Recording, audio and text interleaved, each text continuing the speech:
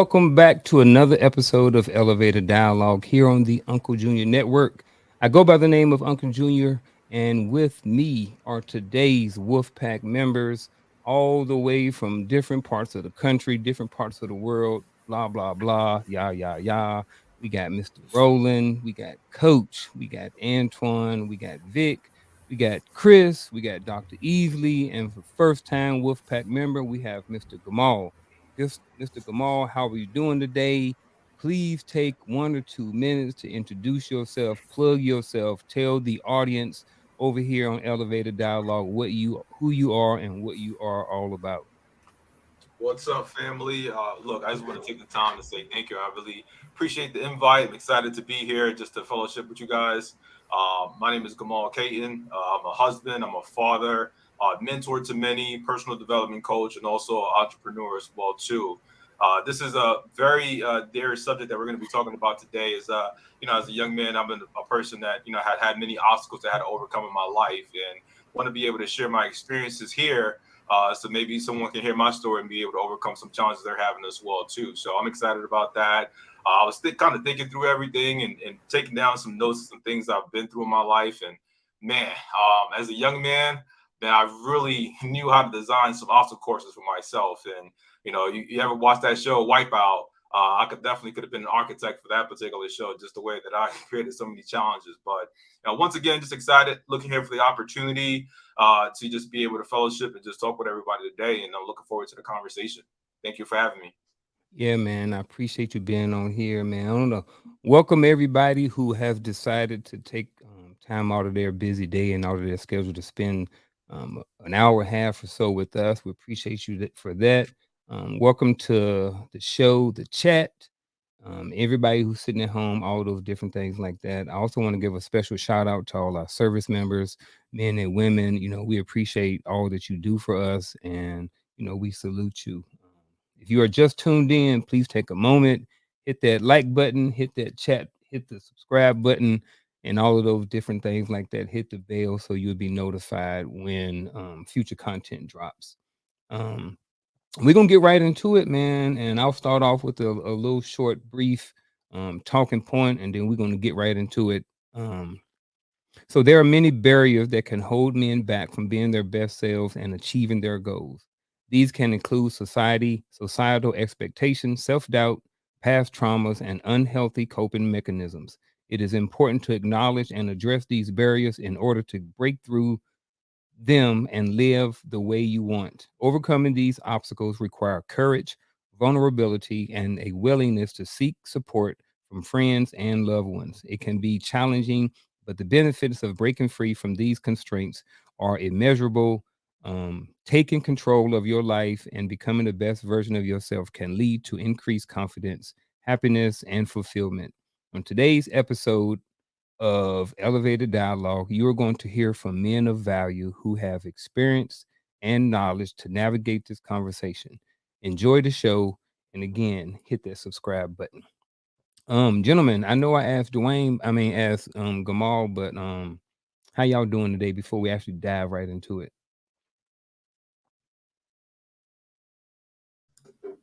Everybody's mic was muted. Oh, great here. Yeah, I'm well. I'm That's well. good, man. Can't All is complain. well. All Yes, is well. After having an accident last week, I'm glad to be here this week. Yeah, I'm glad to have you back too. So, hey man, whoever want to jump on this first grenade, man, the first question of the night is this: what are some common barriers that hold men back from being their best selves and achieving their goals? We can start with whoever wants to start. Oh yeah, Personal accountability. I'd say that not willing to let go.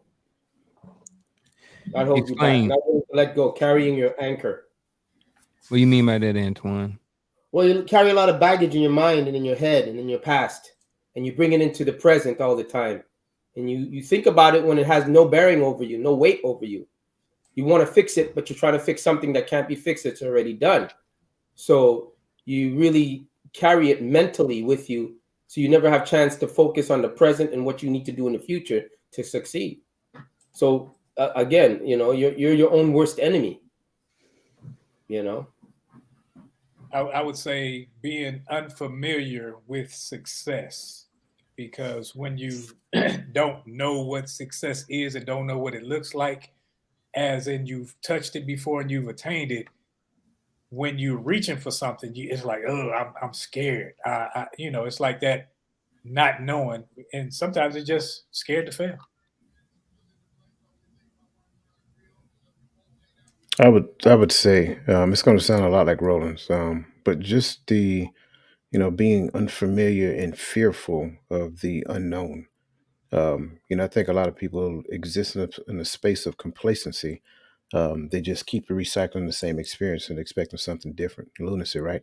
But just being unfamiliar of the unknown, standing in their own way when it comes down to moving forward. Fear, not adhering to the message of somebody else, assuming that what they're thinking in their head is always right. I know I rattled off about three, so I'm gonna digress at this point. I'll jump in here. Definitely agree with everybody else. I would say lack of awareness and self development. I think I see a lot of men, including myself at times. Sometimes you go into trying to solve problems and overcome those barriers with the same information you have for years. You are not seeking new information to try to solve these problems. So, and also, from an awareness standpoint, being aware of the influences you have and your decisions that you make. Or is it an original decision, or are you making a decision based on something you saw on social media, something you heard, or based on the people around you? I think some of it might be us men allowing other people to put their limited expectations and limited thought processes on our goals. Um, there's this group think that used to happen where everybody had to think the same, and if you didn't think the same, you got ridiculed. It just now became okay to be different. But a lot of times when we have a goal and we see it's attainable and we tell somebody and that person says, nah, you can't do that, because they can't see it happen, that kind of makes us rethink what our goals are supposed to be instead of just going for it and not telling nobody. So that could be a huge part of it too. Oh man, I like what you just said, Chris, because a lot of times what we do is we will announce where we're trying to go. And then when we get the public accolades just for our announcement, we kind of let it die off and we don't push forward to achieve what we said we were going to do because we were satisfied with them giving us a pat on the back for just the mere saying we're going to achieve this. Or maybe we did it because we just wanted the accolades for what we say. Hmm.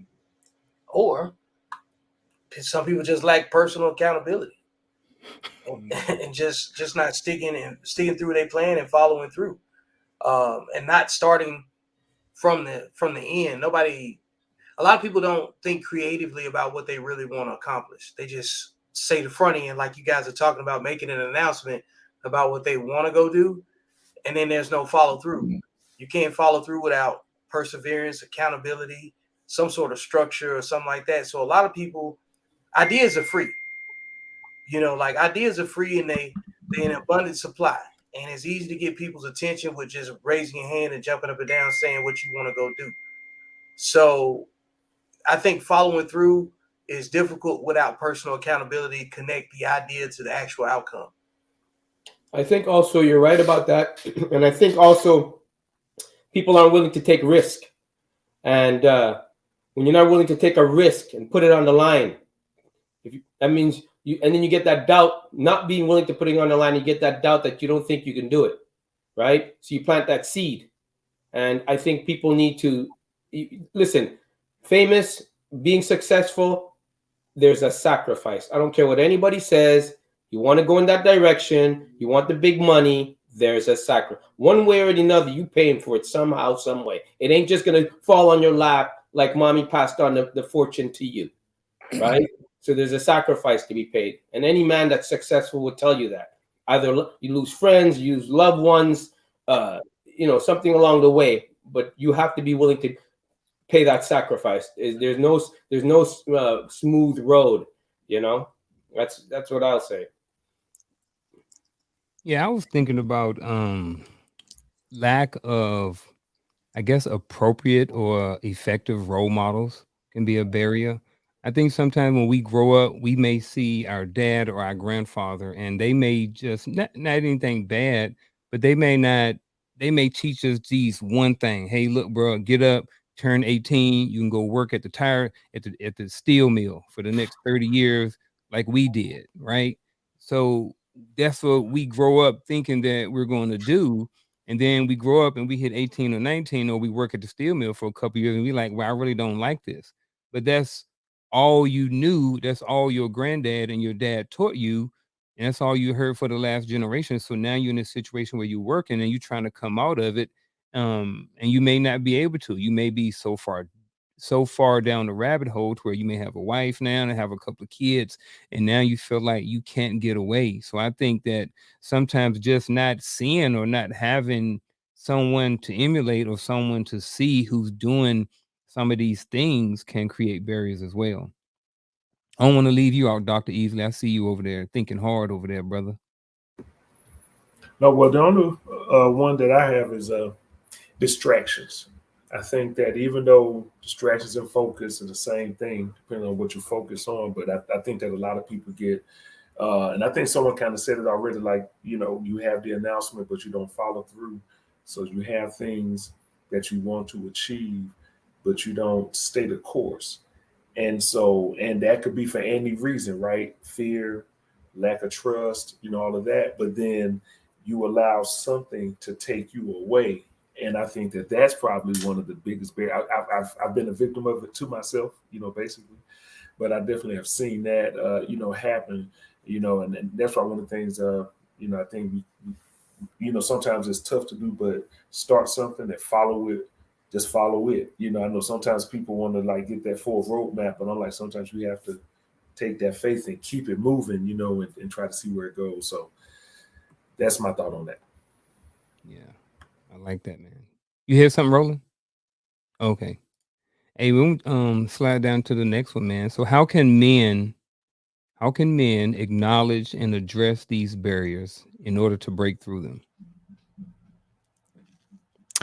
That's a really, really tough question because it takes a lot. Like, it has to get to the point where you are sick of how you are. It has to get to the point where you are absolutely sick of what's going on around you. You should be in a better spot. You should be doing something better with your life. It comes to that point, and that's when the self-reflection really happens. When you actually think about where you are and all of the missed opportunities that you had because you were either scared or you let somebody else talk you out of it because they were scared that you was going to be better than them.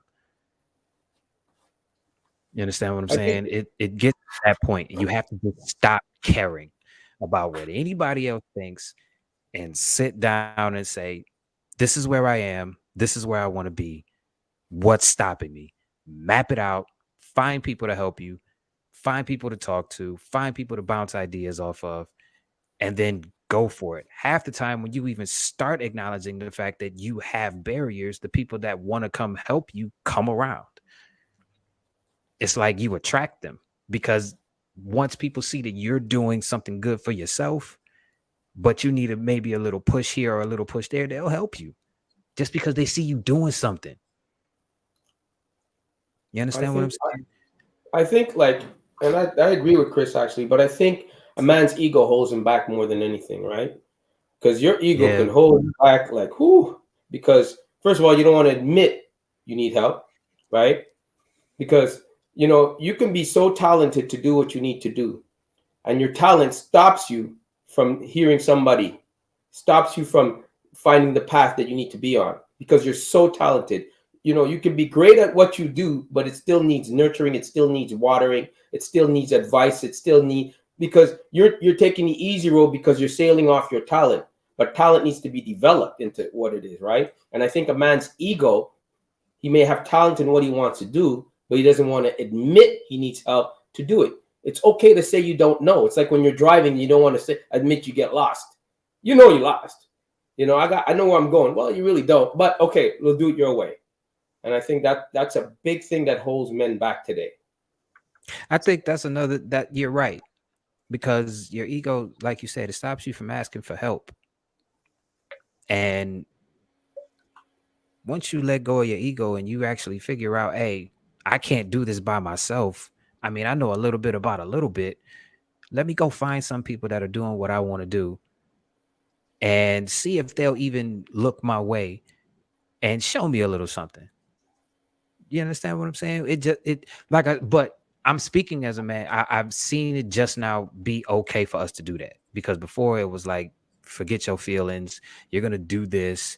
Your feelings don't matter. You understand what I'm saying? Before it was just, I want you to do what I want you to do instead of doing what you really, really, really want to do.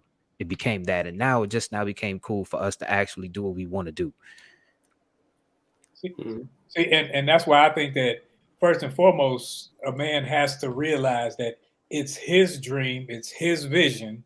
So other people only enhance or try to dull it. So that's why you got to get around people like you guys are saying that either uplift you but tell you the truth about it. Because sometimes you got a bunch of yes men around and you out there looking like a fool. Other times you looking like a fool because you're doing something where they know, hey, it's a better way to go about this. So you need to be able to be humble enough to take advice from people and not think you know everything. Because sometimes, as a man, like Antoine said, our ego has it where I got this idea and I did this and I did it. Yeah, but you don't know everything.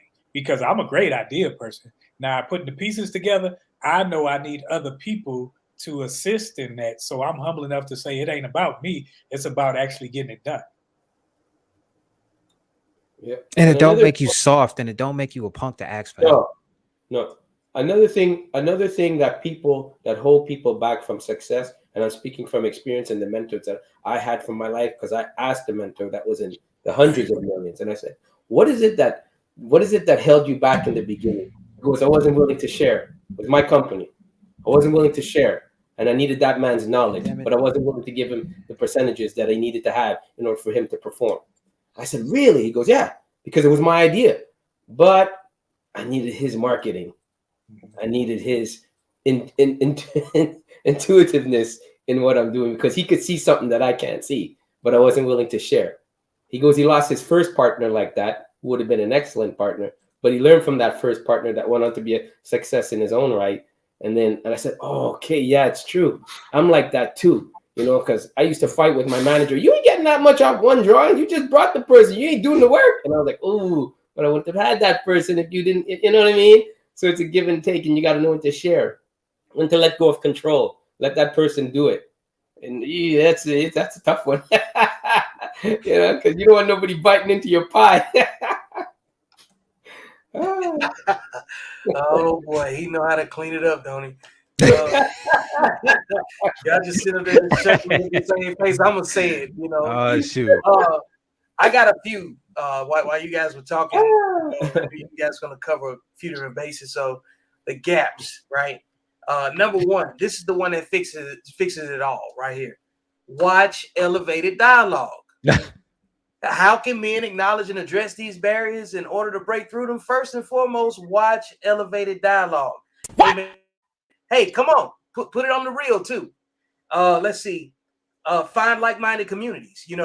Go where people are working on themselves, and that's usually the gym, the library, Lowe's, and Home Depot. Be willing to migrate. Get out of your chair and go to people. Man, Unc got up and went and met Gamal. That's how we having this conversation right now. You know what I'm saying? They both went to a place where everyone was working on themselves. Let's see. Effective networking. That's part of that conversation too, because you just can't go there where the people are working on themselves. You actually have to have something to offer, something to trade. So by default, you have to be good at something. Nobody calls useless people. Let's see. And find mentorship. Be willing to, you got to submit to somebody else's understanding to know where you fit in a larger piece and larger puzzle. That story that Antoine was just telling about between him and his manager or whatever, prime example.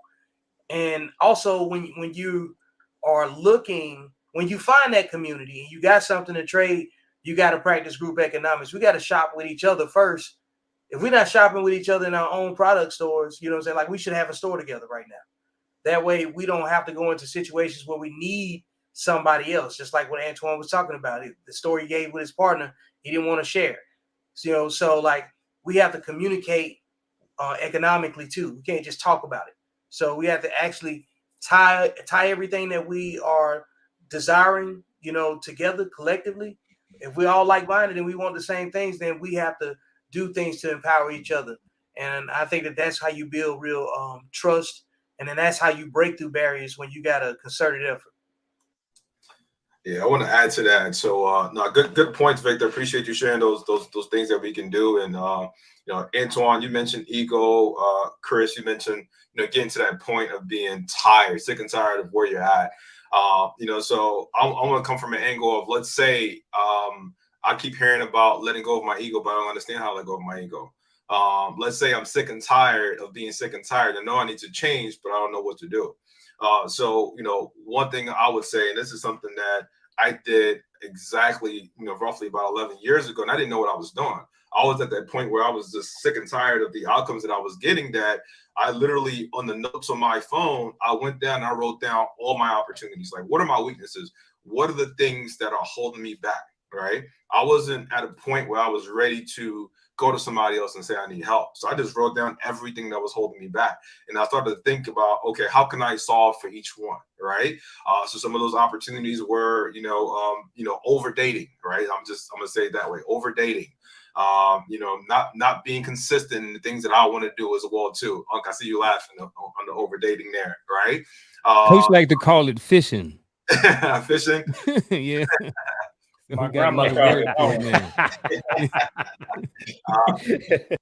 Communication was an opportunity. Service. All too. Temper, all those things. So I had to write those things out and slowly start working on those things over time so that I can, become a better person. So I would say if somebody's not completely have figured out yet, I think writing things out is a great way for you to solve your problems, because you'll be able to answer it. You can't hide when you know the answer. Like, it's easy to have a thought and immediately get distracted. Somebody mentioned distractions, right? Easily get distracted, but if you write it out, you can always come back to those notes.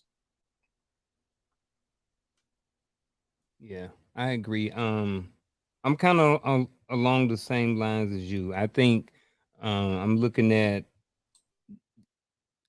the outcomes, like you said, kind of sort of like look at the outcomes of your life, and are you getting what you want? You know what I mean? Based off of that. I remember like back in the day when I was like working or living paycheck to Tuesday, right? I was like, man, I'm broke. And I was like, man, where the heck is all my money at? And I didn't know. And somehow I was like, man, just just back in the day, go to your bank, go ask them for a printout. You got to pay a couple of dollars for the printout. This way back in the day.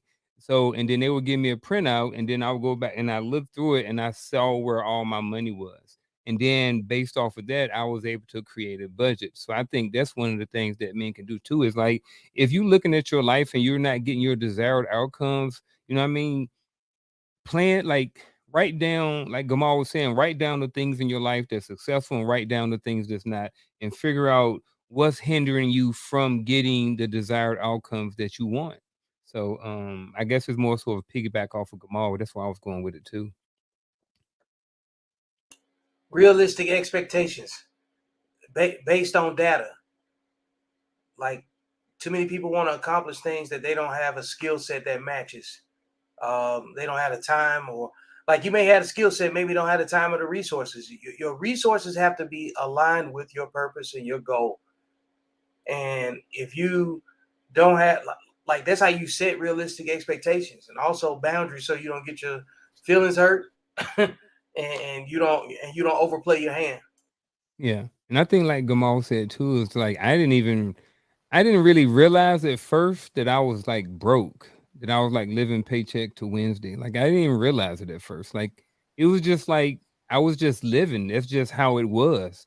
So it wasn't until like some time I'm just like, dude, man, like I'm not really, benefiting. I'm not really getting. I'm not really being. I can't, I see all these people over here, like they're going on vacation, they doing this, and I'm like, man, I make more money than them. It's like, how come I can't?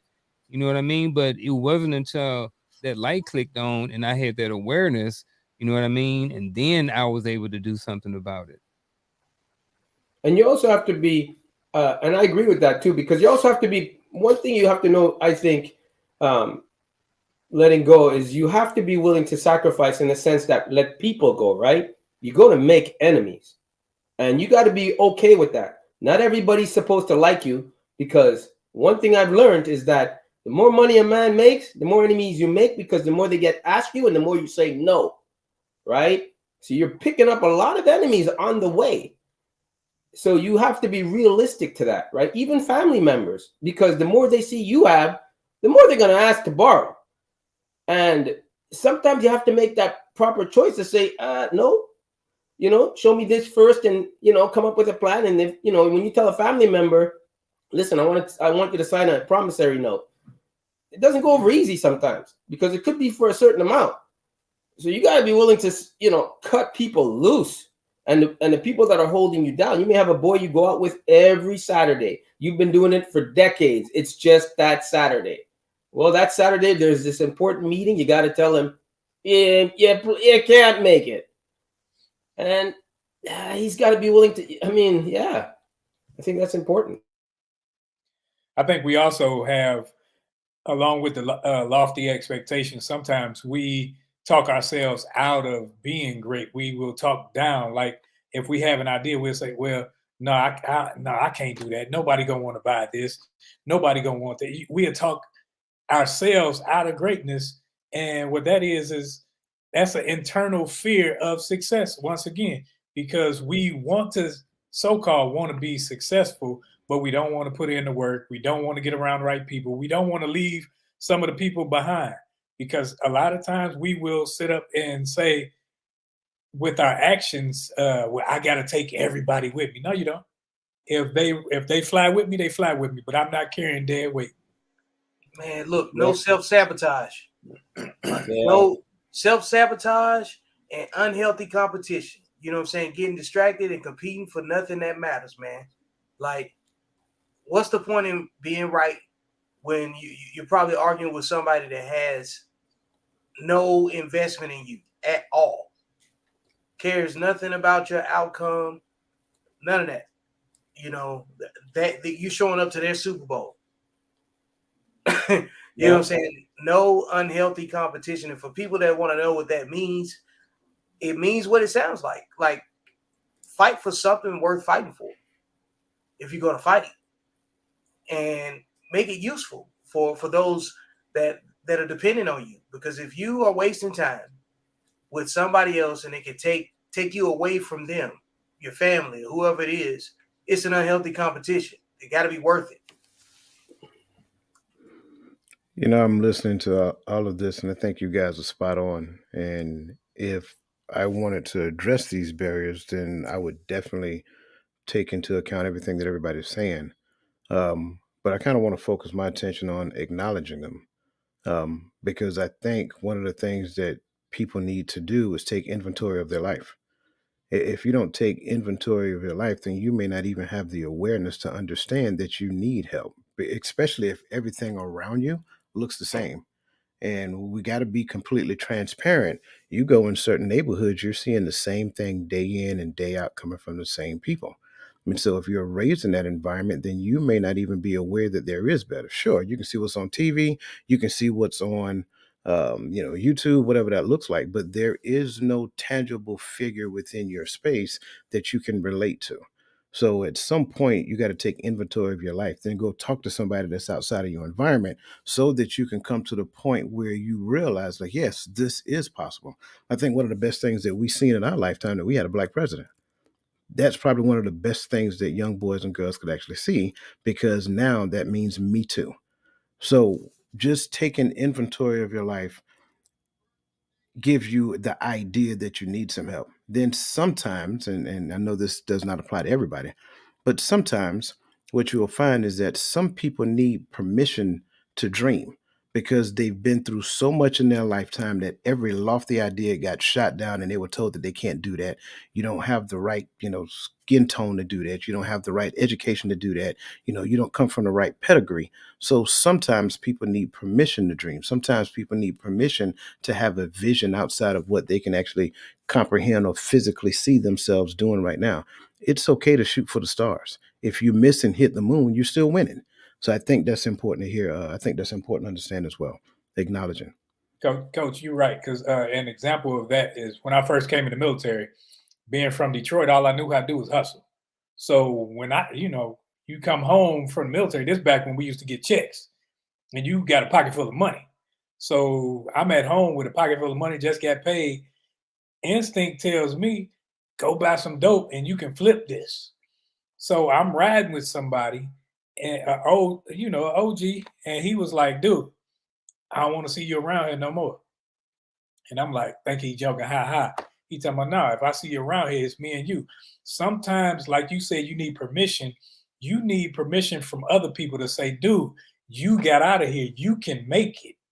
I don't want to see you back out here with us no more because I'm looking at you to do great things. And sometimes that's what we need. We need cheerleaders or to be cheerleaders in other people's lives also. What you got, Chris?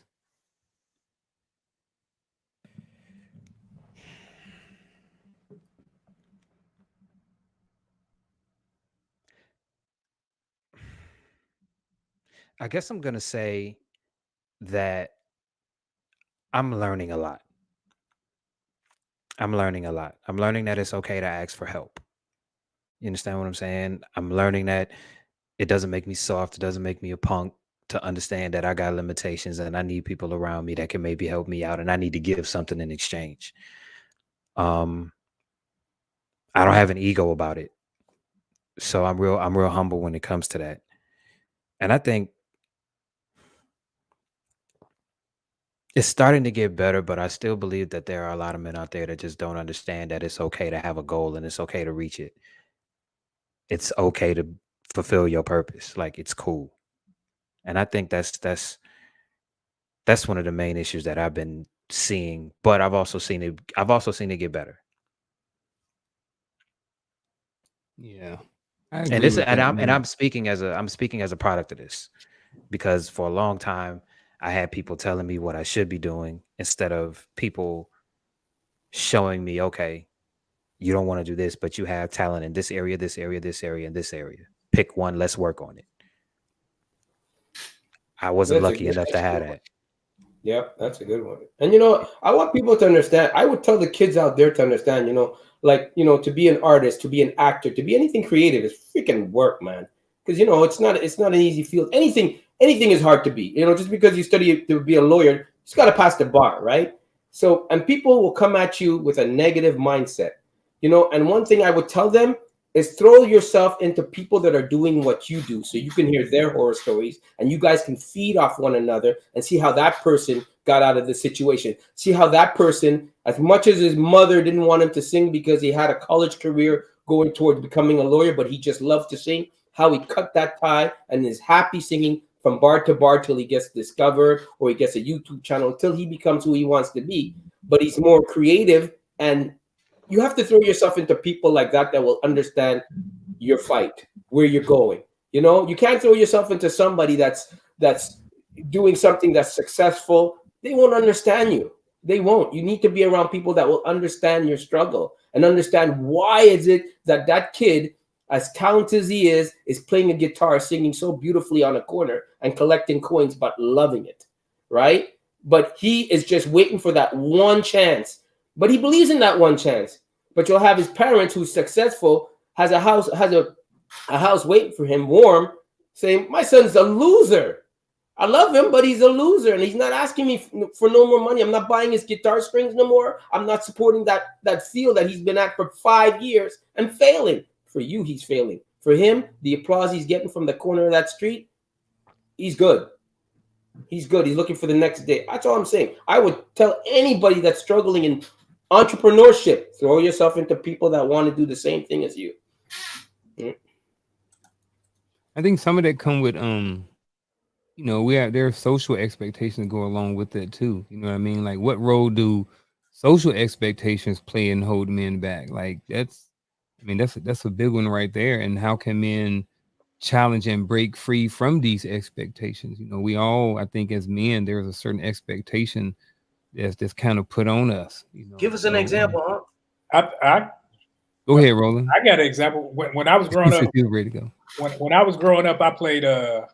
I was really good in sports, and I was really good in baseball. I had scholarships in baseball and everything. So thinking in the city is your way out is either basketball or football. But I played baseball, so those were the only things I said. Okay, this is my way out of here. And that was a social thing. That was a communal thing where they said, well, this is how you get out of the ghetto, in other words, unless you win the lotto or sing or something like that, like the Jackson family. And those are things that instead of allowing people to find their passions, like Antoine was speaking on, and dive into their passions and callings, we focus on things that we see that are attainable to our vision instead of their passions. I think one of the big keys to that is looking at your environment and looking at your circle and removing anybody who tries to put a middle class mindset on a 6-figure goal, because they won't be able to see it and they'll discourage you because they can't see it. Get yourself around people that are, like everybody says, get yourself around people that actually want to see you move and don't care about whether or not you're better than them after you make that move. They just want to see you move. Remember, people can't see your dream. They can't see your vision. They never will. That's not their job. Their job is to see you. They'll see your dream and your vision when you make money, when you become a success at it. Then all of a sudden they can see it, but they can't see the guy that developed the diaper or the guy that developed toothpaste. Or they can't. Who's gonna brush their teeth with that stuff that tastes like baking soda? Well, baking soda is a brand now. I mean, they're not supposed to see it. The ones that love you will encourage you and want you to see you, but they're not supposed to see your dream. Come on. An animation artist, come on, really drawing cartoons for a living? I mean, try telling your parents that when you graduated in marketing. Oh man, Walter, Go ahead. Walter, Yeah, I got you. I was saying the same thing. All right, hey, Walter, hey man, appreciate you for being here. Everybody else in the chat, Randall, Antoine, Cam, we see you all. Appreciate it. Walter said men are only humans that do not get unconditional love. Children always get unconditional love.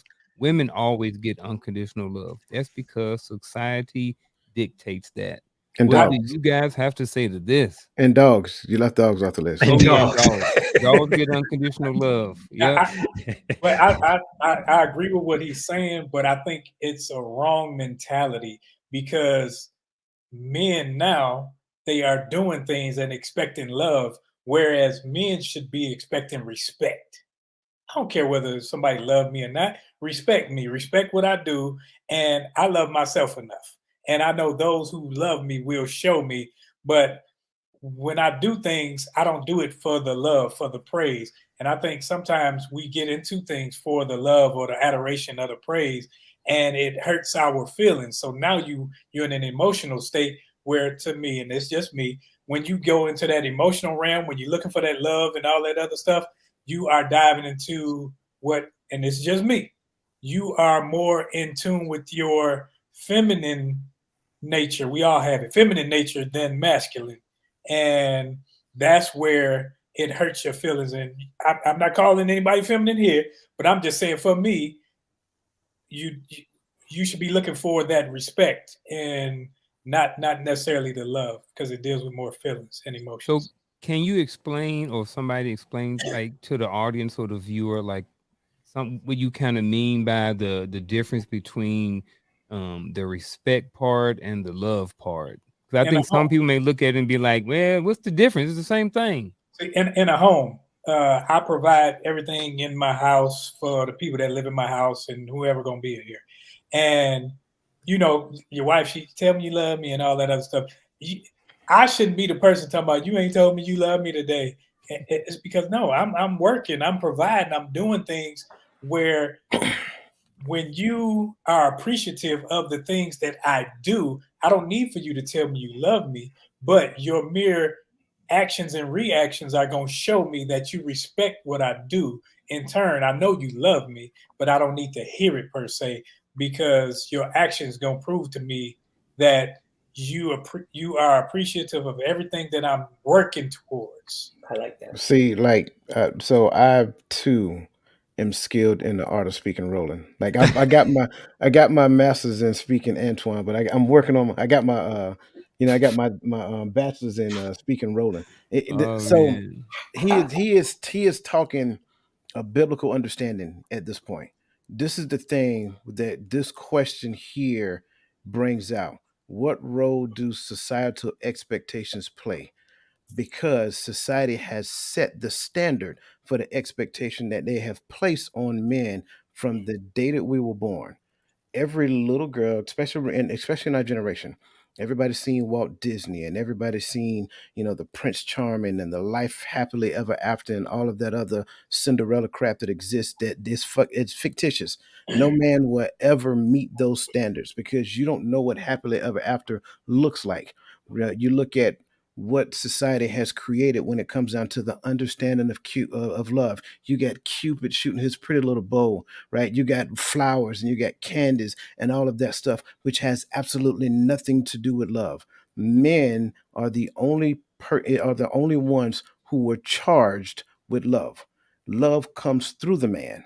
Respect comes through the woman. So when you start looking at the societal expectations, society has taken the concept of love off of men and made women feel that it's theirs. And then they hold you to the standard of meeting their expectation, which is nothing more than an emotional fulfillment, which is also something that you cannot attain because when a person puts their emotional expectations on you, you will fail.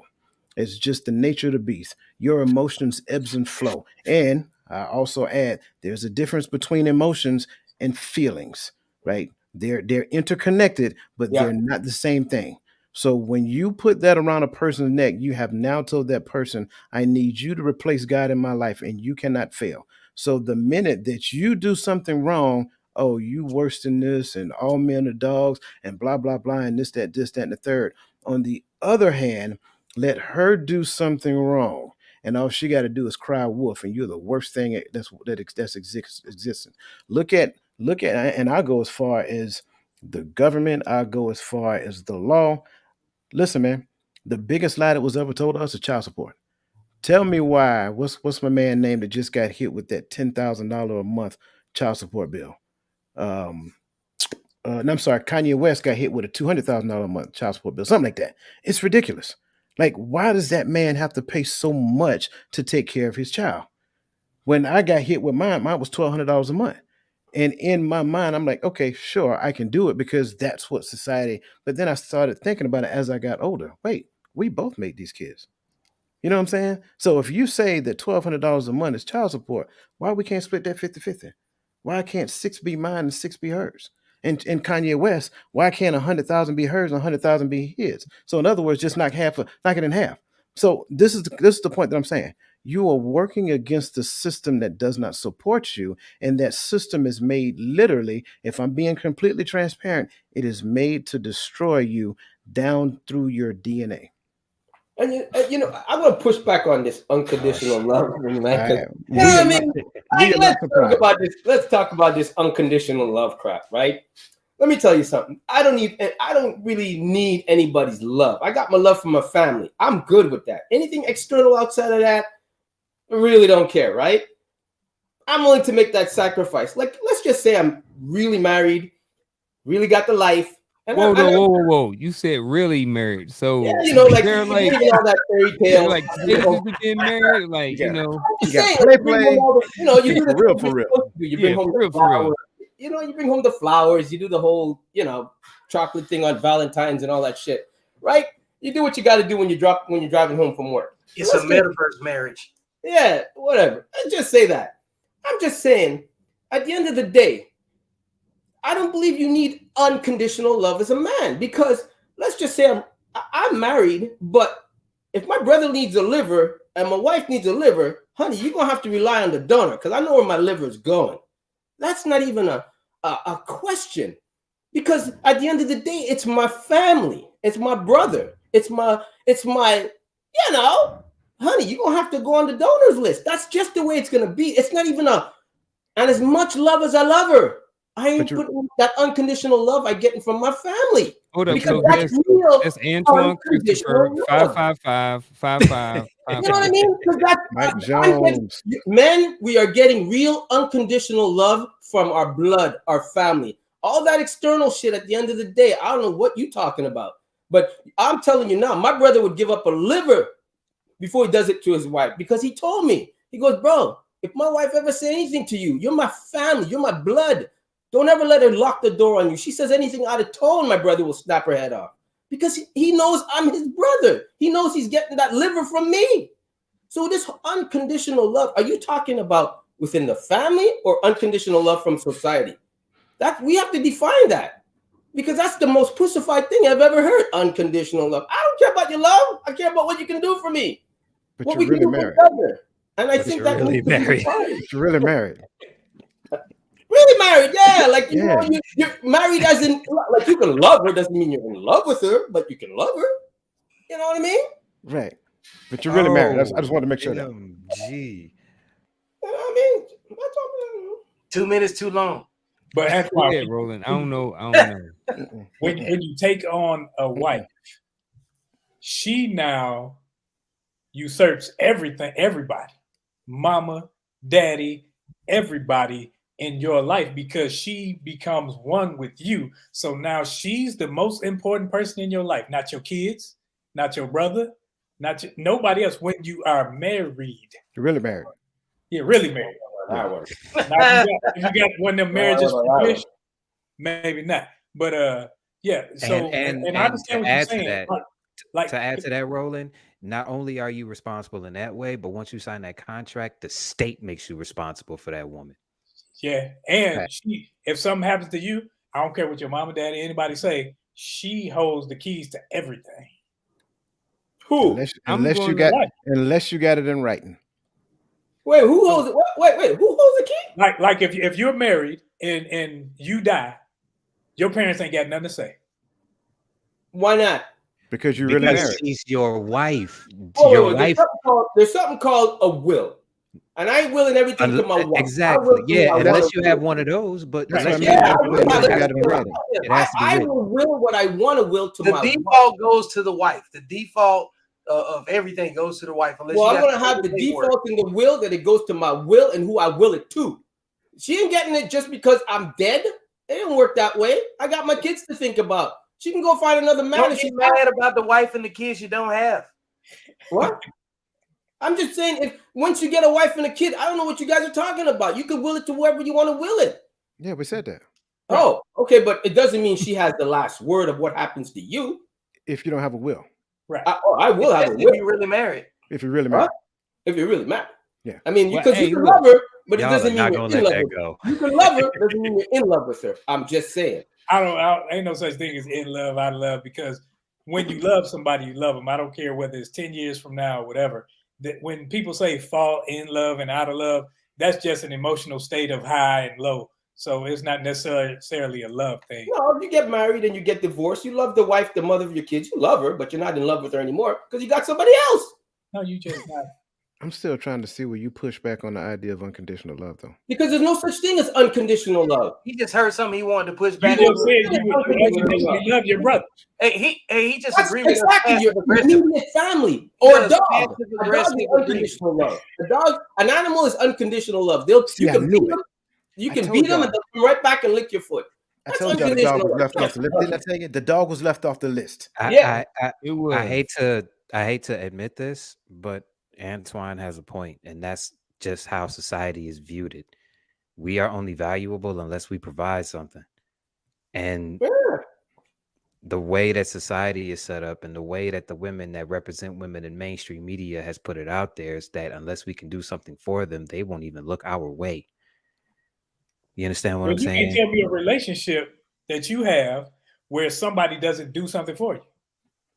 That's why I'm saying there's which is closer to Antoine's point that there's no such thing as unconditional love, Well, we're because not. you're only doing something for me because I'm doing something for you. That's equivalent exchange.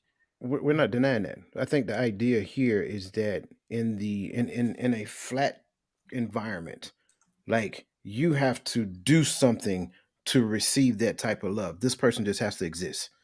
And if I cry wolf and this person cry wolf, this person gets the help. I'm a man. Deal with it. So that's kind of like the point, and it's not. We're not pushing back on anything. We're really joking with Antoine because I really like the idea. He said really married. Really? Yeah, really married. Really I'm gonna write married. that down. Yeah. But no, Walter is right. Not kind of married. Yeah, but and really we married. talked. Married. And we talked about this before as well. I don't think nobody disagreed with the idea of unconditional love. Like, and I was even asked after that show, "Do you really believe that?" Without hesitation, absolutely.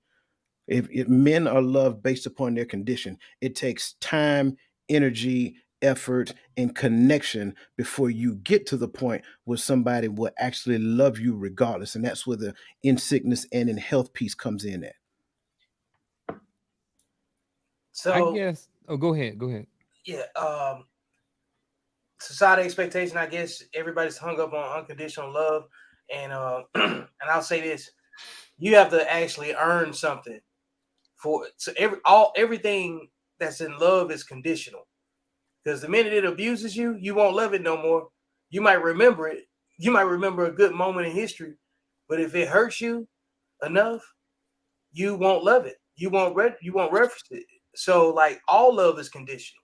The only unconditional love is that comes from pets and babies. You know, like in romantic love, I don't believe in unconditional love because you can fall out of romantic love with people. You know what I'm saying? You could have people don't understand that chemistry, chaos has chemistry too. Sometimes it's trauma bond. You know, it's so many different ingredients that go into why a person's even attracted to something that brings them nothing but hurt anyway. And it's a cycle. Like if you work on yourself and you coming from a healthy place, you got to first be able to deconflict what's healthy and what's not. So people have unconditional devotion to things that hurt them too, you know. So I think that you got to draw some distinction in there, because as you become more mature, more opportunities come to you, more networking, some things become more and less important to your time, like worth exploring or not exploring, worth investing in or not investing in. Cutting, we talk about cutting things away, right? We're at the top of the year, and there's something that doesn't serve you in some kind of way that you know from 5 years ago that you loved for a long time that you don't even reference anymore because you've grown out of it. See, but I think at the end of the day, like me and my wife, whether she get on my nerves, sometimes I can't stand her, don't like her, but the love didn't leave. I didn't fall out of love. She getting on my doggone nerves. I'm gonna go in another room. I'm gonna watch TV. Was she gonna be upstairs? Whatever. Now, when my daughter left my house and got married, he took over that. She got his last name. So now I had her friend say, "Your daughter, she spoiled this, that, and other." I'm like, she should be. She got all us. She was clothed when she was at my house. She ate when she was at my house. She all this at my house. When he took over my responsibility, so now he becomes head of his house, of their house, is his responsibility. His responsibility. Love ain't just when she making his toes curl. Nah, love continues after that. So now, see, I think we get into that Greek mindset and we say, okay, with the eros, the filio, and all that other stuff, love is love. Yeah, I think love is responsibility too. You know what I'm Absolutely. saying? Like you can love people that Action. you're not responsible for. Yeah. You can love them. That's part of the reason why you can love something unconditionally too. Is when you're not responsible for it. You like, hey, they can do no wrong until you have to deal with that particular individual. You know how when people say one person's trash is another man's treasure or something like Right. that, you're a problem for somebody. You're not compatible with everybody. See, this goes back to what I was saying previously, because in this society we have confused the word love with like. And so with and Roland, he was absolutely spot on. Like my ex-wife, we were married for 14 years. We're divorced. I initiated divorce. I'm just putting that out there. right? Because I know it's the thing now where most women are initiating divorce. No, I initiated divorce because peace for me was more important than trying to salvage a relationship that I seen going in a downward spiral. But if something was to happen to her right now, if she called me, I'm on the way, right? I don't not love her anymore. I just can't be with her anymore because she is not the wife for me. She'll make somebody a good wife, just not me. So I think Roland is absolutely right. You don't fall out of love with people. Sure, I can dislike you and I can just prefer not to be around you, but I can still love you. I think we understand this better when we talk about children because love doesn't look different. It just we behave different when it comes down to different types of love.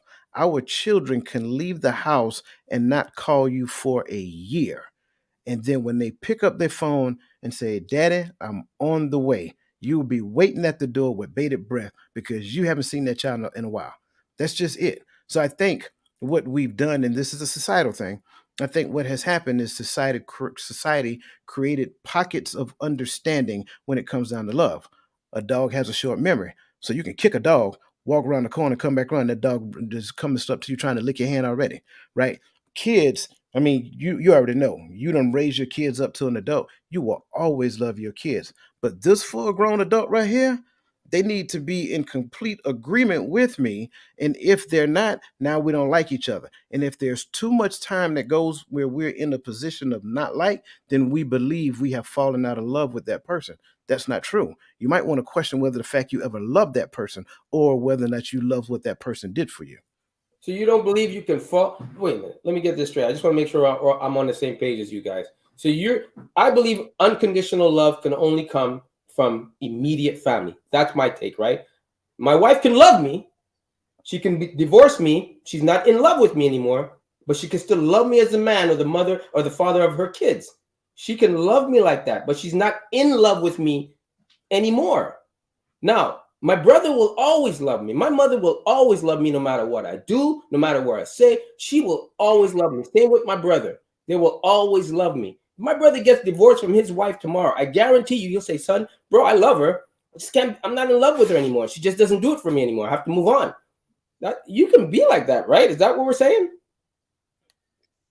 Well, I'm saying, I think we kind of confuse loving people and being emotionally attached to them as I'm in love and out of love. I think that you can go have ebbs and flows of feelings that we deem as love because they making me feel a certain way. And when they don't make me feel a certain way, I'm out of love. When it was never love in that aspect, because the love is I still have a genuine love, a genuine concern where if they need me, I'm there no matter what. That's right. That's the love part. But the in love part is when you're with that person and that's the one for you and you're staying with her and you're growing with her. You're in love with that person because you only want to see that person succeed. If I get divorced, I won't care what my ex is doing with her new man. I'm not in love with her like that anymore. I love her, but I'm not in love with her to care about what she does. I mean, whatever happens between them happens and it's fine with me. But I'm not in love with her enough to care about, to drop my family that I'm with to go over there because I'm not in love with her anymore. And she's not in love with me. Her love has just moved on to some other man, but she still loves me as the father of our kids if we have any. I think it's a relational thing. We just tag it with those terms, in love and out of love. And it's just a state, just like people say puppy love. Ain't no puppy love. I don't even know the girl name. I just tapped her on the booty or something when I was a little kid and thought I was in love. I just asked a rhetorical question, and then nobody has to respond. Where did you learn what love is from? Where did you learn it? I learned it from my parents. I don't know. I learned it from my parents.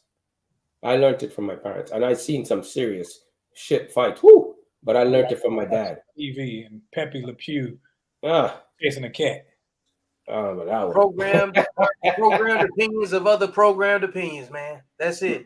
Programmed opinions. Even our parents' perspective of love is not complete. No. I will say that this probably goes with and or against what Antoine was saying when you talk about family. I honestly think that one of the societal expectations, well, one of the roles that societal expectations play in holding men back is the fact that we always talking about putting family first, and blood is thicker than water. And I don't agree with that. You know what I mean? Me personally, I think I got some good family, but everybody who I'm related to is not necessarily my family. So I understand what Antoine is saying, but I don't put stock in doing something for someone just because they're my blood relative. And I think that that's some stuff that's holding men back too, because they like, it's a lot of dudes out there right now that have been told since they was a little kid, hey, you supposed to take care of your mama. And there's some dudes out there that's taking care of their mama, and they are being held back because they getting fed some bogus information or some societal or cultural expectation that is their job as a man is to take care of their mother, and they're being held back. Well, I don't So believe it's not, but just to push back on that, Garfield, my mother didn't want me to be held back. She said, "Move, get away from me, go do what you need to do." I yeah, really that was wasn't your gonna- mom. I'm That just was saying, your like, mom though. right, my mom, but I'm just saying that's the example that I go off of, because if your mother really wants you to succeed, eventually she's gonna push you out of the nest. You're gonna test your bird's wings by, let's see how far you can get down the mountain before you start flapping, right? It's the Yeah, but same not thing. everybody's mom wants them to succeed. They may Exactly. say that, but at the same time, they may Right. not want to push them out to death. They may be enabling their child because they want to have their protection And that's from why I their said son. and that's why I said Antoine, sacrifice. if your father, I don't know if you have an uncle or not, but this is I just, see you, Chris. if your father has a brother and the brother has something that he needs and your mother needs it, would your father be wrong for saying, I'm not giving it to her, he's giving it to his brother? Yeah. He would be wrong or right? Depending on who needs it more. No. What do you know? His household, his responsibility is his wife. My father wouldn't first of all, my father wouldn't put anything that would jeopardize his home on the line, right? He wouldn't do that. He wouldn't, I know for a fact he wouldn't do that. So he would definitely approach my mom first and say, hey, right, I know you need this, but my brother needs it like this. Do you think you need it more than him? And if my mother says yes or no, he's going to go why. And if it's not a valid reason in his mind, he's going to take the lead and go, sorry, here you go, bro. That's what he's going to do. See, I got 9 sisters and 3 brothers. Oof. 2 brothers. And I know at the end of the day, they have their families. I have my family. Everybody has their own family. My responsibility is right here in Texas. So everything comes first here, then extends out. Right. I agree with that. So yeah, I wouldn't. And my sister is my best friend, and she knows what comes first, who comes first. Because when I got married, the union solidified us too. So now she has my last name, and she represents me. I represent her. So my sister got another man's last name. So it's like, hey, Let me ask you a simple question. This is a simple analogy. If you're driving, if you're picking up people, if you're picking up your mom from the airport and your wife's in the front seat, you pick your mom up. Where's your mom sitting? My mom, if my wife's already, my mom's sitting in the back. My mom in the back. You see, and that's different for me. My mom would be in the front. My wife would be in the back. That's how easy it is for me to not even. My wife would know to get into the back based on the man that I am. She wouldn't even think twice about it. She'd say, no, please get to the front. Knowing, I'm saying what I would say, but I know my wife. She would probably, out of respect for her elder, she would probably say, "Go ahead, sit in the front." But the hierarchy is not mama then wife. The hierarchy in this house is wife. I'm the king, queen, then mama. I totally get that, but that's where we're different. At least I narrowed it down to see where we're different. See, that's where I'm different. So culturally, so are you Antoine? Do you think? And I'm asking everybody on here, and I know Gamal is from has some Panamanian roots. So and Antoine has some roots from Trinidad. So I'm asking, culturally, is this something that's pretty common? That the wife, that the mom comes before the wife? Yeah, because I wouldn't speak for everybody, but it's like, even though my mom would say, no, son, she's gonna sit in the front, I'm going in the back, it ain't happening. It would be an argument, and I wouldn't let it happen. but my wife would definitely end up in the back. Even though I know my mother would say, no, son, don't put me in that situation. Let your wife sit next to you. Go ahead. And I'd be like, that's not happening. But we could stay here all night arguing at that point. And that's how it's been always, right? Yeah, I definitely think it's culture, and I can tell just based on the conversations. I think it's just based on not just cultures, but also the way you were parented growing up and what your parents saw and what they pretty much passed down. So I think that's important.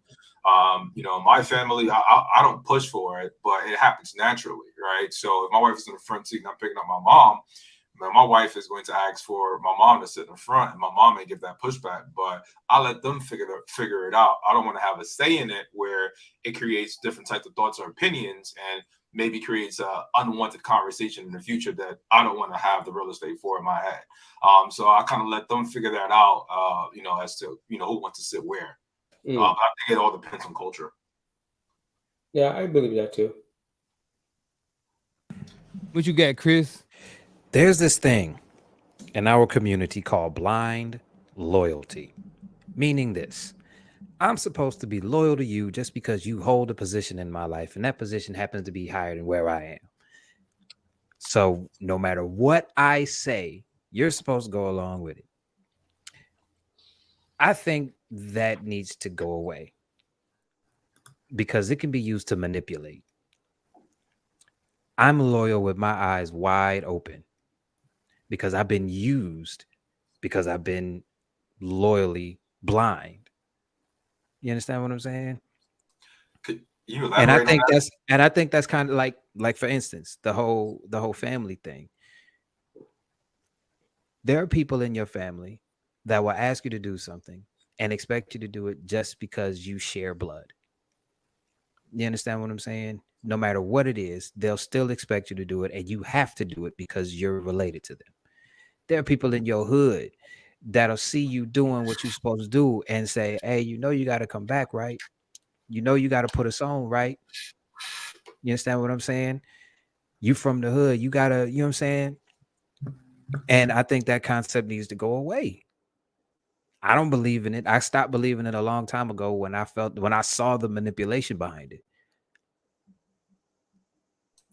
Yeah, absolutely, and I think that goes back to the question, right? And the second part of the question is how can men challenge or break free from these expectations? And I think the way to do that is like I don't have that. I think anyone that's around me understands how I operate, and I am very direct. I communicate openly, and I set expectations, and I think that's what everybody needs to do. All right. So I don't allow that around me. I don't owe anybody anything. I don't allow society to put expectations on me. I did at one point, but guess what happens when you allow society and other people to put expectations on you, and you try to fulfill those expectations? You internally will not be fulfilled, and you still have to go back and figure out how can you fulfill yourself. Right? How can you reach a life of fulfillment because you've been living for others? So you have to communicate and set the expectations with other people. Like, hey, this is not something that I desire to do.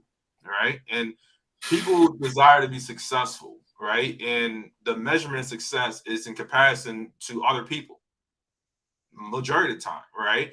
And in order for you to reach a level of separation, you got to do things that are different. So you can't have those society expectations. So, I'll give you an example. I didn't finish college, right? I dropped out of college after my first semester, and coming from Panama, that was the dream for my family. That my mom, single mom, brought the kids over here, and then we would all go to college and we would fulfill the American dream. My sisters went to college, right? And I was the one that didn't go to college. I'm the youngest, and on paper, to my family, I just looked bad. No college education. I had 2 kids at the age of 21, and I kept trying to figure out a way to fulfill the expectations of others, and it just did not feel good at all. Right? Naturally, I'm a thinker. I like to create. I like to go hard at whatever ideas I have. And now that I'm older, I figured that the path of for me to be successful is for me to be able to do what I want, as long as I'm doing what I want under the lines of integrity. So I just think you have to really set expectations to communicate with those around you about what you're doing. And you just can negotiate. You can't negotiate with your dreams. You really can't. Yeah. I like that. Dr. Easy, you want to add anything to this before we move on? No, sir. I'm actually up here learning and taking down notes. I know I'm like, bro, So I'm taking notes. learning. Yeah, I'm enjoying this conversation tonight. So I'm thankful to be a part and to be here. Please carry on, gentlemen. All right. Amen. And one of the things that we do, I think it's important. Hold on. Where's my banner at? Oh, there we go. All right. I'm about to switch the questions up real quick.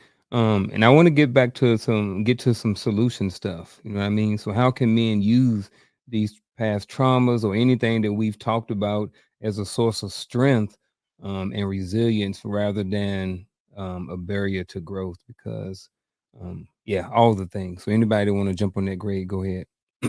Grenade. How can men use past traumas as a source of strength? I think number one, first thing that came to my mind when you said trauma, what was our first episode that we recorded last November? Is your trauma more important than your dreams? Yeah, something like that. Yeah, like I don't forget anything. Like that goes back to one of the first topics when we talked about before. We say some people are scared and they sabotage themselves, and they become their own resistance to their spoken goal. And I think that when you start thinking about trauma and resilience, the words start throwing around that are more positive. You can go either way with it. Bottom line is that a word should be a trigger for you to make a choice. On how to distinguish your emotions from your feelings. And once you distinguish those, you can prioritize your next steps and to overcome the trauma and actually get something out of it. Like if you don't go out and you become successful after everything that you just recognized that's aligned with the words that I'm using, what did you go through it for? Like success is a way to make your trauma count. Like when you really think about it, it's like when you get a better understanding in life, relationships, people, yourself, and you're actually speaking from a healed and healthy place. What was all those traumas for when you were just out there being ignorant, floating, winging it? And then now you understand how to put it all together. You have to make the lessons from those moments count. Use your resiliency to your advantage. Honestly, that's a superpower because that's the bridge in actually capitalizing on the place of peace that you have. Now you can think clearly. You have the accountability story that goes with it. Now you got better expectation management. You know what your ego is for. You know how to use your feelings to read the room. You know how to speak when you're spoken to, and you know how to maximize your own mystique. So I think that trauma is the barrier to failure. Like you can go encounter a traumatic event, but you have to make choices to either get back up or lay down, in the struggle. So you have to use trauma as currency for success at some point. Everything that you endure is nothing but a bridge. And I'll even piggyback off that. Say trauma should be looked at, no matter what trauma you've been through. Trauma should be looked at as a lesson learned. Just look at it as a lesson. You could be so hard-headed that it took a trauma in order for you to change your mind and redirect your thoughts. The only time when you look back at something so hurtful, so bad, it should just be learned. It should just be looked at as a lesson learned. I'm not going to walk there again. I'm not going to put my hand on the stove again. I'm not going to make that same mistake again. I'm not even going to trust the same again. You're going to move differently. If anybody has that kind of trauma in the past, and if you can't see that, if you can't use it that way, then you have to accept and look in the mirror. You need help to get over that, right? Because that's the only way you're going to get resilience and build it up to do what you need to do. But you have to be willing to look at it and say, that's a lesson learned, and that's all it is. It has no strength over the present. It's called the past for a reason. Keep it there, right? And if you really learned your lesson, you're going to see that trauma was the best thing that ever happened to you.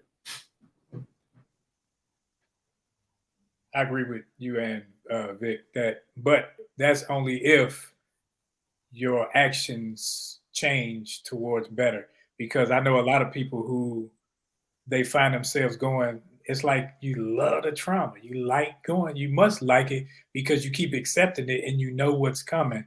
And I know we spoke on the back seat, front seat, and all that other thing, but I think respect within a household is one of those things where you learn growing up. You learn where we were. The question was, how can men use the past traumas as a source of strength? When you know better, you do better. When you go through things, you recognize it as a man as something I don't want me to go through, nor my children to go through. So now you move differently and you start to see, hey, I'm falling back in the mindset like this. So I need to get around other people and I need to actually grow. And that's why I think the whole growth concept has to do with what you nurture yourself with. So you need to get around people who not only feed you fertilizer, but also feed you nutrients also. I think the answer to the question is in the question. How can men use past traumas as a source of strength and resilience than a barrier to growth? Figure out what those past traumas are and face them.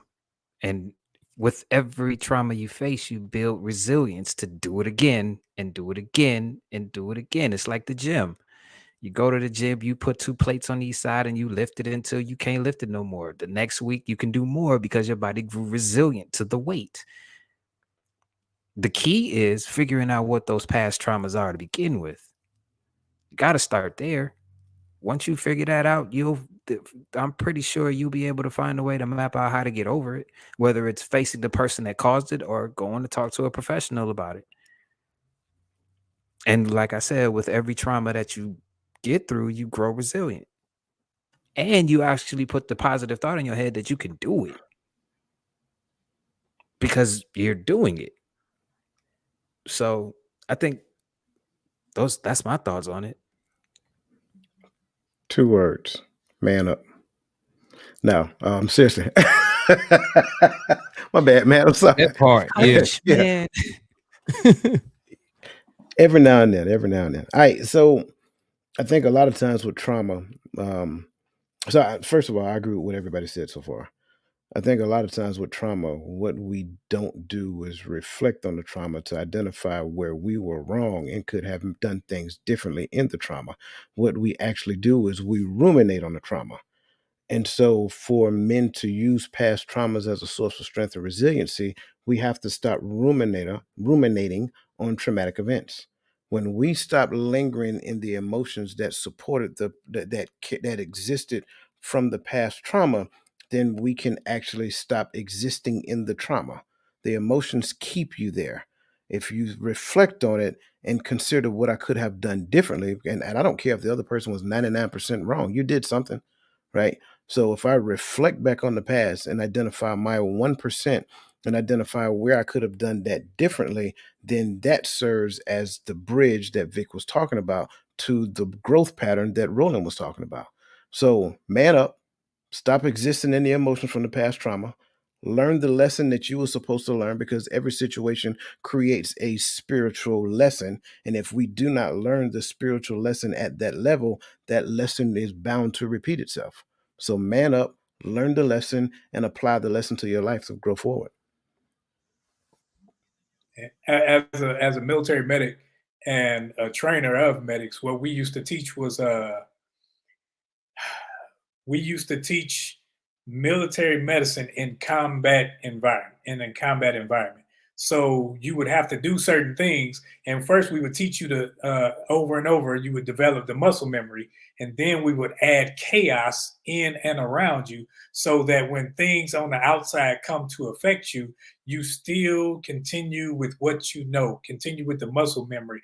That's why personal development is a must. Whether it's reading, whether it's brothers, whether it's podcasts, whatever it is, you got to continue to develop yourself so you develop a muscle memory where things on the outside come in. You're like, okay, I know what to do, and that's what I'm used to doing. So that's what I will do because this is what I've been doing. So outside interference doesn't matter.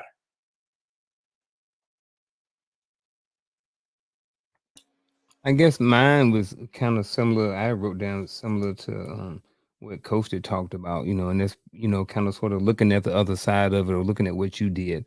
Many years ago, had a situation, well, here's the deal. First marriage, I was married for 19 years, and it was some, a whole bunch of things that went on during the marriage. And then, when she finally told me, even before then, she was like, "Hey, I want a divorce." And I was like, wow, like, what's up? Blah, blah, blah. Like, what's the deal? Like, we had been through a whole bunch of stuff, but I really wasn't ready for that. But then even years so went by after the divorce and everything like that. What helped me get past all of that was, like Coach said, I looked at what I did. What did you do wrong in a relationship? You know what I mean? It wasn't all her. You know what I mean? There were some things that I done. I was like, she shouldn't have stayed with me that long. You know what I mean? I wasn't perfect either. So I think sometimes when you can go back and reflect on the situation and look at the situation, look at the lessons in there, and then apply those lessons going forward. I think that's one way to help with those barriers to growth and different things like that. But it's about this time. We got about, go ahead. Who else want to jump in on this before we shift real quick? Nothing, Antoine. Oh, well, here's what we're gonna do. We're gonna get into the final thoughts, folks. We got about 8 minutes or so, but we may go a little bit longer, depending on how long these final thoughts, and that is okay. So I know y'all looked at the private chat, seen the order of March. So let's roll with it, gentlemen. Okay, final thoughts. I'm speaking as a product of this. If you are going through something that's holding you back, find somebody that can help you through it. That's about the only advice that I could give. Just find somebody that'll help you go through it, and actually have something in exchange to give him. The key part is to figure out what it is. Start the inner work. And normally what flows inward flows outward. So that would be my final thought on it. All right, I'll jump in here. All right, so final word, just listening to everyone, one of the biggest takeaways I would say, if you want to overcome a barrier, you have to develop self-awareness. Reflect on who you are, what it is that you want out of life, so that you can make decisions based on your own values and your goals. That is super important. Don't be afraid to write things out. I think we underestimate the power of writing. Anything that you're in, any building structure that you're in, businesses that you do business with, or companies that you shop with, have created a blueprint to map out how that building was going to be created, right? So I think we also need to map out our lives and create that blueprint. So you have an idea or a goal or something you want to accomplish, make sure you write it out so you can see exactly what steps you need to take, so you can make sure you take an action. But it's important that you just develop self-awareness. Super important.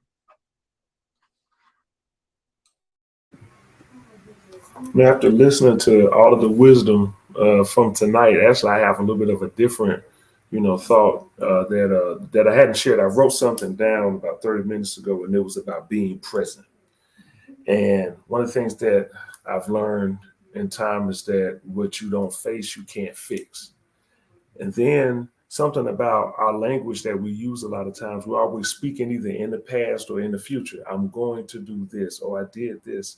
What I've learned recently, especially to face things, is to do a better job of being present. And a sign, at least for me, that I've noticed that growth has taken place, even when it's about something that's hard, is I have, as I say, the rhyme, an attitude of gratitude, but I'm more thankful because of what I've gone through. Because, like as Brother Antoine said, I've learned the lesson from it, or I'm still learning lessons, right? Because really, lessons can keep coming as long as you're alive. So that's the thing that I'll just say. I learned so much from all of the leaders here, but I want to say to be present, and then once you overcome that trauma, to stay in the position of growth, learn to stay present. So that's something that I want to share. Thanks.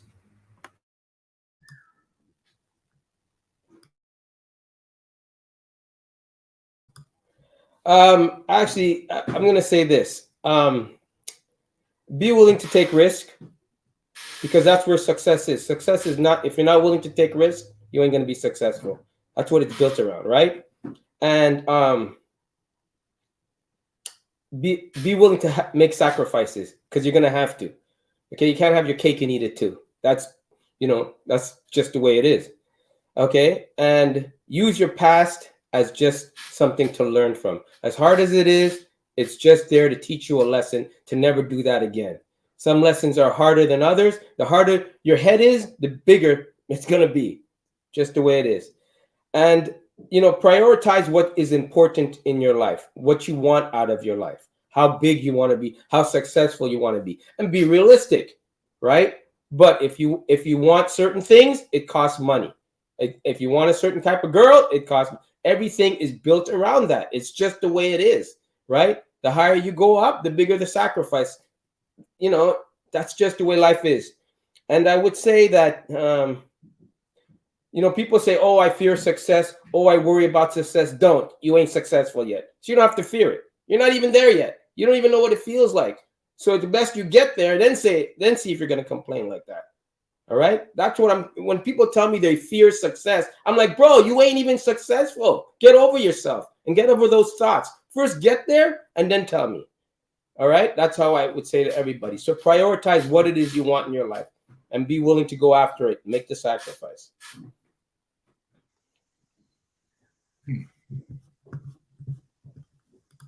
All right. So my final thoughts go like this. Number one, watch elevated dialogue. That is first and foremost.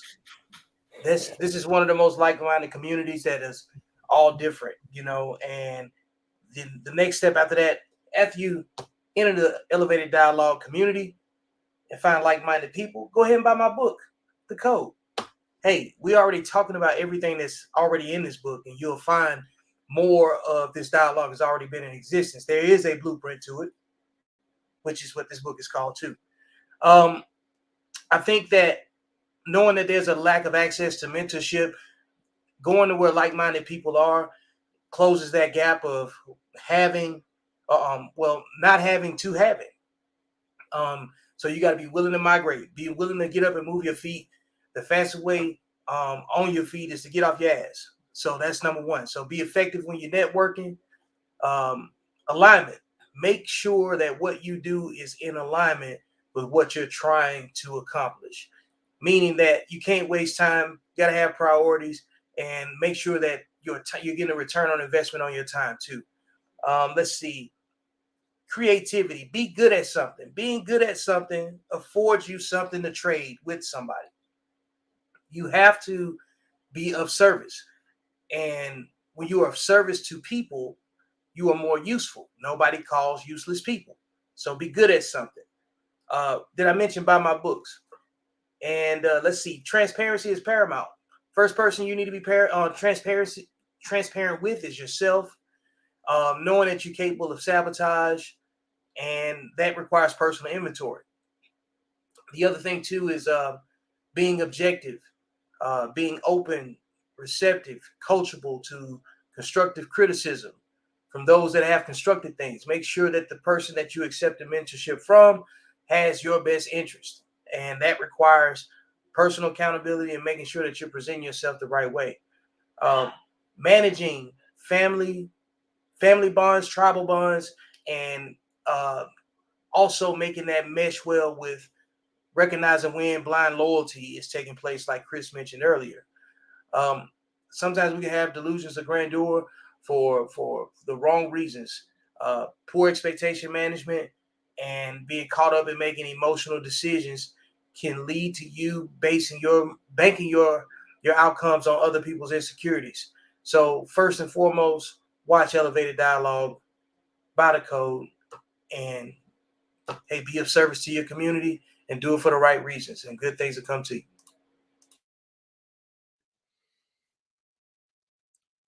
Man, Vic took it all. He had everything I was gonna say, even down to buy the book, The Code. Nah, I think first and foremost, you got to know yourself and learn how to communicate effectively, because we don't necessarily know how. We think we do. We have examples where we can have a perception of information that we're not really saying what the other person is saying.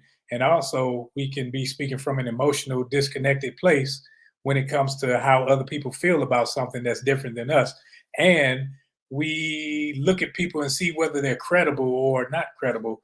And we use semantics. Semantics, whether you grew up in the South, in the North, or a different country, words may mean different things. Also, we have gender biases and people biases about us. So learn how to communicate with everybody, no matter what the case is, and learn to listen first. If you listen with your mouth closed, you will hear much better. So when it comes to these past traumas, learn to speak from a non-emotional place where you aren't triggered by everything that another person says, so you can actually hear what their heart is and not necessarily what their mouth and their mind is saying. And that way you can communicate with somebody and have a dialogue where it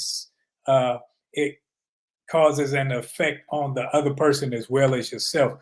Because what we do is sometimes we just listen long enough to have something to say instead of listen to where we can actually have a dialogue and have a productive conversation, that where the trauma doesn't necessarily show out in our emotions and through our actions.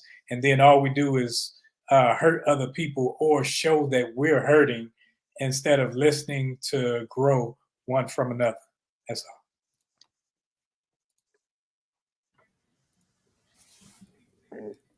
Man, I don't know how I can follow up these gentlemen, man. I mean, just awesome information that came from them. To add to what they're saying, overcoming the obstacles holding men back. First and foremost, I think we need to change the way that we view obstacles. Generally, obstacles are things that stop us or make us take a detour. I want people to start viewing obstacles as opportunities. Obstacles reveal more about you than it does about them. So, what you need to do when an obstacle presents itself, to take a long, hard look at self, like do some self reflection and come to an understanding of what you're learning about yourself in that particular moment. View the obstacle as an opportunity to create a different mindset, a different way of doing things. And then I want to add to the fact that everybody has blind spots. That kind of goes back to what Roland was just now saying.